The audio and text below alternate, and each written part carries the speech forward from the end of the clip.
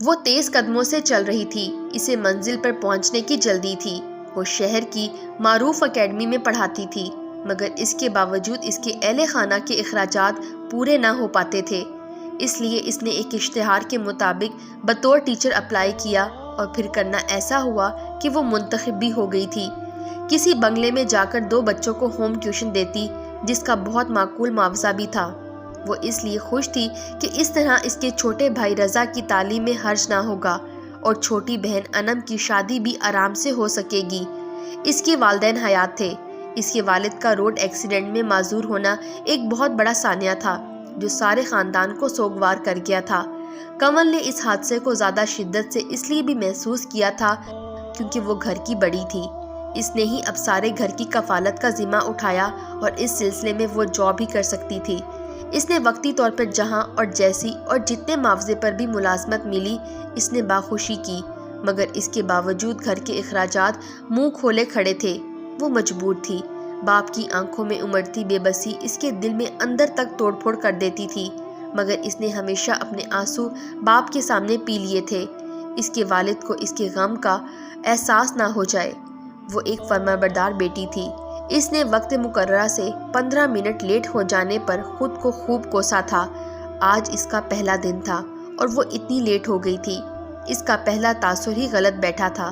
سامنے لان میں 2 صحت مند سرخ و سفید بچے بیٹھے تھے، جو کتاب کھولے پڑھنے میں مصروف تھے۔ اس پر نگاہ پڑتے ہی منہ دھو کر بیٹھ گئے۔ تبھی اس کے عقب سے ایک مرد، جو بے حد وجیح و پروکار تھا، کڑی نظروں سے اس کا جائزہ لے رہا تھا۔ بعض نگاہیں اتنی تیز ہوتی ہیں کہ انسان کو لگتا ہے کہ وہ آر پار بھی دیکھ لینے پر قادر ہوں گی، اور وہ اس پل بھر میں تولتی نظروں سے دیکھ کر گویا ہوا، میرے بچوں کو وقت کی پابندی کا سبق میں نے بخوبی پڑھایا ہے۔ اگر آج وہ وقت کی پابندی نہ کریں گے تو پھر کیا سیکھیں گے زندگی میں؟ آپ خود ہی ان اصولوں پر عمل پیرا نہ ہوں گی تو پھر بچوں کو کیا خاک سکھائیں گی؟ وہ اس کے انداز پر بے حد بکھلا سی گئی تھی۔ وہ اتنا خوفناک نہ تھا جتنے خوفناک اس کے تیور تھے۔ دیکھنے میں تو وہ ایک معقول اور مہذب سا بندہ تھا، جو بلا مبالغہ حسین واقعہ ہوا تھا۔ شاید بچے اسی پر ہی گئے تھے، گول مٹول سے بچے تھے۔ آپ کی پہلی غلطی جان کر چھوڑ رہا ہوں، امید ہے آئندہ شکایت کا موقع نہیں دیں گی۔ اس نے ابھی معذرت کے لیے لب کھولے ہی تھے کہ وہ اپنی بات کہہ کر وہاں سے چلا گیا تھا۔ وہ جلد ہی بچوں سے گھل مل گئی تھی۔ آج ہم ماں پر مضمون لکھیں گے، وہ آہستہ سے بولی۔ جب اس کی نگاہ اداس چہروں پر پڑی تو وہ ایک دم سے چپ ہو گئی تھی۔ پھر اسے خود ہی اپنی بات کی سنگینی کا احساس ہوا تھا۔ فریدو بے حد سخت گیر مگر اولاد کے معاملے میں نرم دل واقع ہوئے تھے۔ انہوں نے بچوں کی تربیت بھی ایسن طریقے پر کی تھی۔ انہوں نے ہی بتایا تھا کہ وہ دونوں ماں کی ممتا سے محروم ہیں، مگر والد نے ان کو کبھی ماں کی کمی کا احساس نہیں ہونے دیا۔ ہر ضرورت، ہر خواہش کا خیال رکھتے تھے، مگر پھر بھی بسا اوقات یاسر اور ناصر ماں کی تشنگی محسوس کرتے تھے، مگر والد کے سامنے کبھی اظہار نہیں کیا، وہ پریشان نہ ہو جائیں۔ آج جب مضمون کا عنوان ماں تھا تو پھر ان کے چہرے اداس تھے۔ وہ بچوں کو سمجھا رہی تھی، تبھی فریدو کی آمد ہوئی تھی۔ کمل اس کی آمد سے بے خبر تھی۔ وہ بولتی چلی گئی، اگر آپ یوں اداس ہوں گے تو آپ کے پاپا جانی بھی اداس ہو جائیں گے۔ کمل نے مسکرا کر کہا تو بچے بھی مسکرا دیے۔ السلام علیکم بچوں، کیسے ہو؟ فریدو نے زوردار انداز میں سلام کیا تو وہ بھاگ کر باپ سے لپٹ گئے۔ وعلیکم السلام۔ فریدو نے بچوں کو پیار کیا۔ اب آپ کی چھٹی ہے، آج دونوں جلدی فارغ ہو گئے ہیں، امید ہے اب تک ہوم ورک مکمل ہو گیا ہوگا۔ فریدو نے مسکرا کر کہا تو وہ ایک جانب منتظر نگاہوں سے دیکھ رہی تھی۔ جی ہوم ورک تقریباً مکمل ہے، سوائے نہ جانے وہ کیا کہنا چاہ رہی تھی۔ شاید اس مضمون کے حوالے سے وہ کچھ سمجھ گیا تھا۔ میں باقی کام مکمل کروا دوں گا، آپ کیسے جائیں گی؟ فریدو نے شام کے ڈھلتے سائے کو دیکھ کر پرسوچ انداز میں کہا، جی میں خود چلی جاؤں گی۔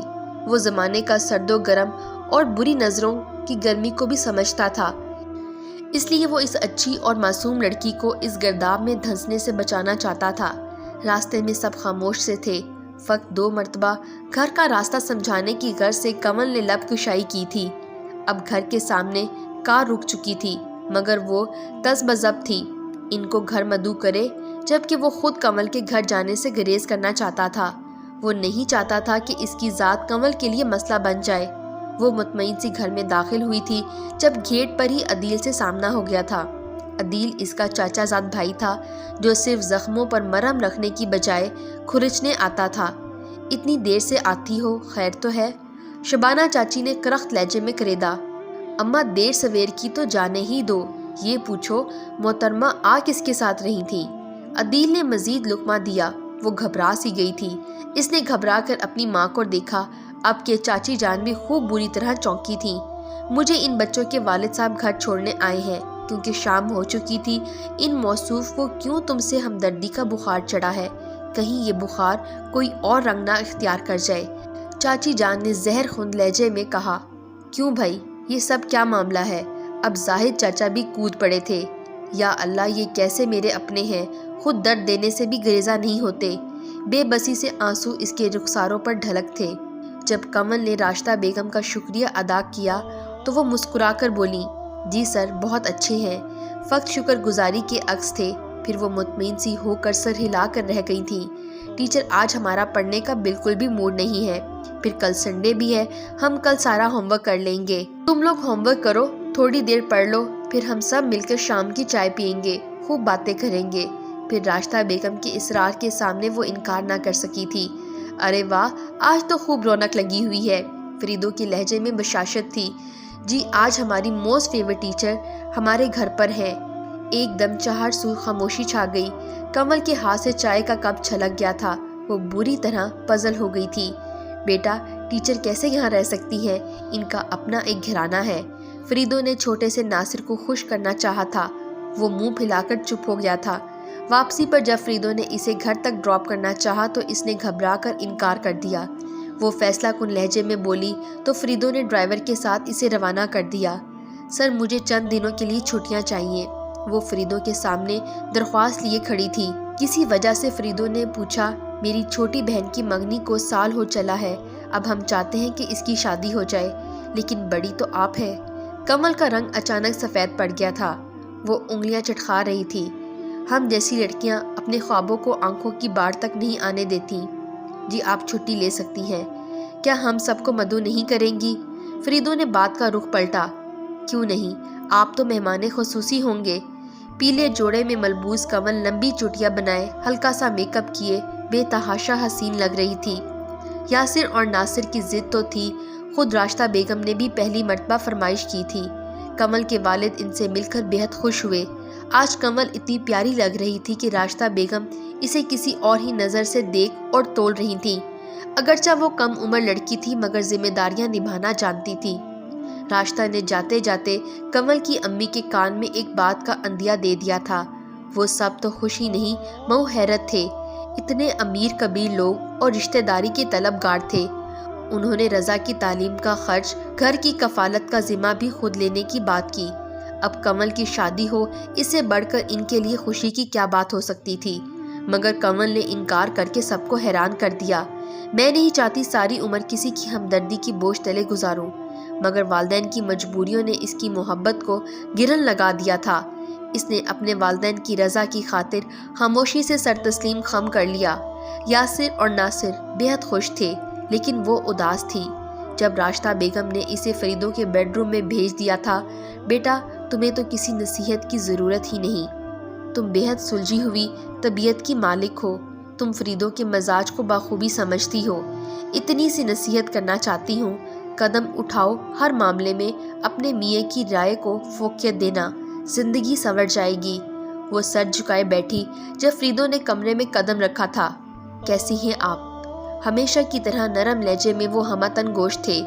میں جانتی ہوں اب آپ مجھ سے کیا کہیں گے، قبل اس کے میں آپ سے کہنا چاہتی ہوں کہ میں اس سمجھوتے بھری زندگی کو بسر کرنے کے لیے تیار ہوں، دل سے آپ کی احسان مند بھی ہوں۔ تم سے کس نے کہا کہ میں سمجھوتا کروں گا؟ تم جانتی ہو عالیہ میری پہلی بیوی حیات ہے، سوشل ایکٹیویٹیز کی خاطر مجھے بچوں کو چھوڑ دیا۔ تمہاری وجہ سے میرے بچے کھل گئے تھے، اصل وجہ وہ بھی نہیں۔ زندگی میں پہلی مرتبہ مجھے محسوس ہوا کہ مجھے بھی کسی سے محبت ہے، اور وہ تم ہو۔ وہ مسکرا کر سر جھکا گئی تھی۔